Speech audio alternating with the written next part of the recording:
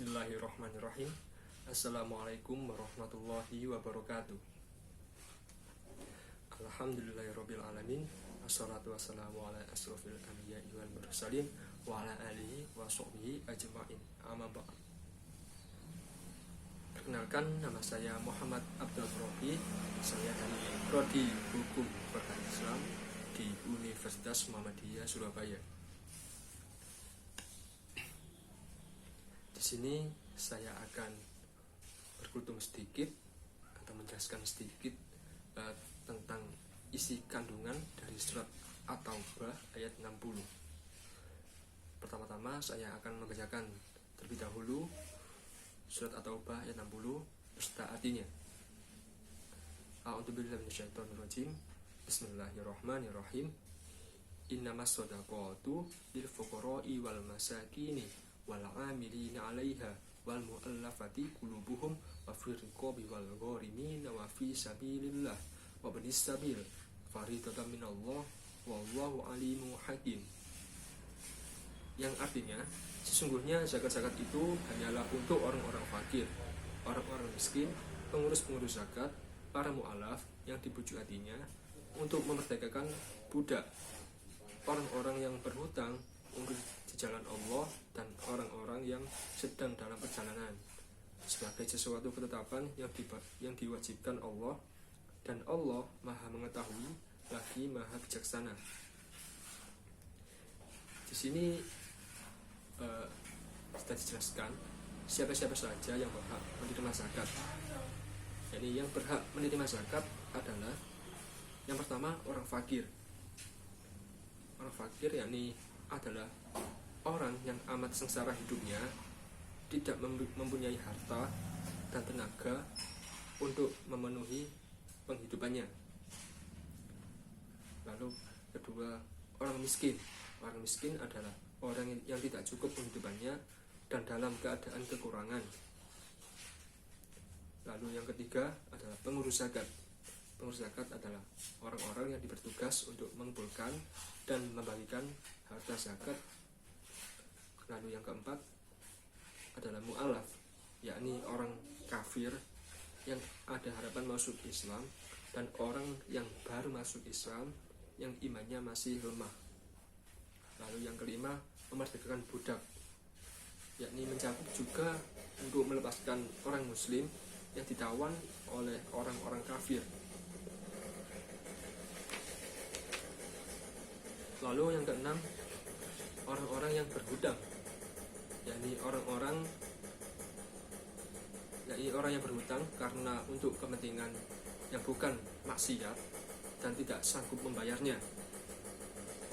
Lalu yang tujuh, pada jalan Allah atau sabilillah, fisabilillah, yaitu untuk keperluan pertahanan Islam dan kaum muslimin. Di antara ahli tafsir ada yang berpendapat bahwa fisabilillah itu mencakup juga kepentingan umum seperti mendirikan sekolah, rumah sakit, pondok pesantren, dan lain-lain. Lalu yang kedelapan, orang-orang yang sedang dalam perjalanan yang bukan maksiat mengalami kesengsaraan dalam perjalanannya. Itu tadi orang-orang yang berhak mendapatkan zakat. Lalu di sini saya juga menjelaskan asbabun nuzulnya, yakni ayat sebelumnya, yakni Quran surat At-Taubah ayat 58 telah menjelaskan tentang sikap kaum munafik yang menganggap dirinya berhak menerima zakat, padahal sebenarnya mereka tidak berhak menerimanya.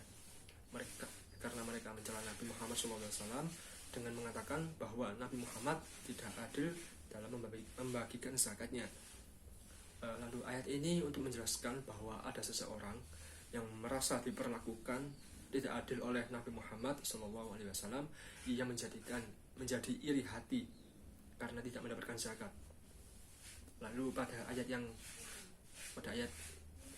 At-Taubah yang ke-60 ini, yakni turun sebagai pembenaran terhadap sikap Nabi Muhammad SAW, yang membagikan zakat kepada para penggembala dan lain-lain.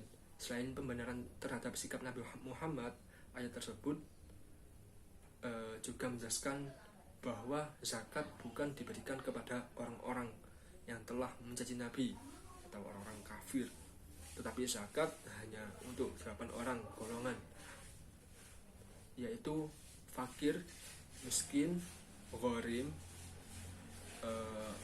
lalu mengelola zakat, mu'alaf, lalu yang memperdagangkan hamba sahaya, lalu fi sabilillah, dan ibnu sabil.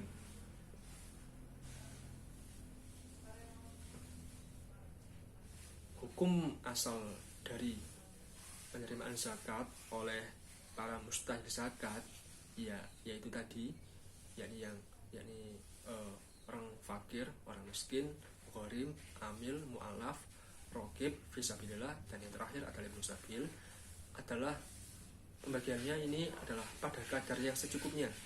Oleh karena itu masing-masing golongan yang mendapatkan zakat ini juga memperoleh jumlah yang berbeda-beda, apalagi kebutuhan mereka masing-masing juga berbeda-beda. Mungkin itu yang bisa saya jelaskan pada surat At-Taubah ayat 60 ini. Semoga bisa kalian pahami, dan saya mohon maaf atas kekurangan saya sendiri. Saya akhiri. Wassalamualaikum warahmatullahi wabarakatuh.